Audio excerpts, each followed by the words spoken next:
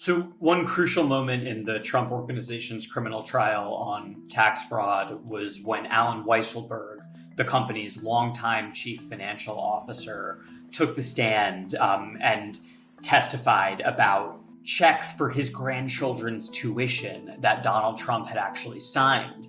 And prosecutors displayed for the jury these checks for dozens of checks for thousands and thousands of dollars made out to Columbia Prep, a private school in New York City, with Donald Trump's unmistakable signature on the checks themselves. So this moment came in the trial of Donald Trump's real estate company on charges of essentially orchestrating a tax fraud for 15 years by essentially paying its employees through off-the-books benefits and then not reporting that compensation to tax authorities.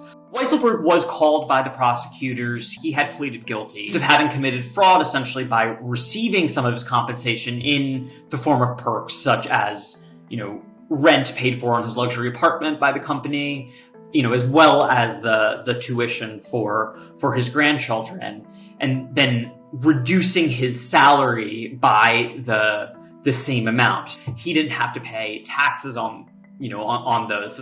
So Weisselberg had testified that he did this on his own. The company wasn't involved. But I think one of the things prosecutors were trying to do was show how the executives of the Trump Organization were at least aware in some capacity of the way the payments were being made.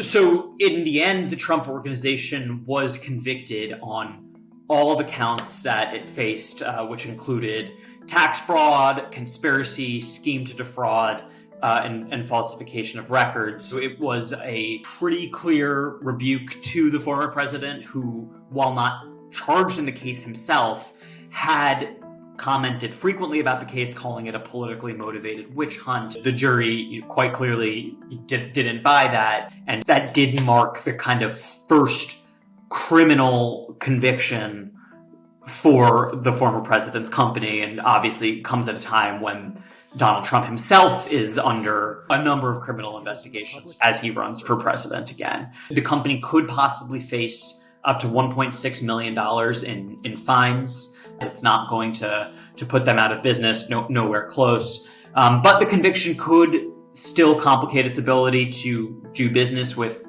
bankers, other counterparties who may be wary of, entering into deals with a company that has been essentially branded a felon. Also, I think symbolically and politically, it remains to be seen if it could have any sort of fallout on Donald Trump's future political aspirations.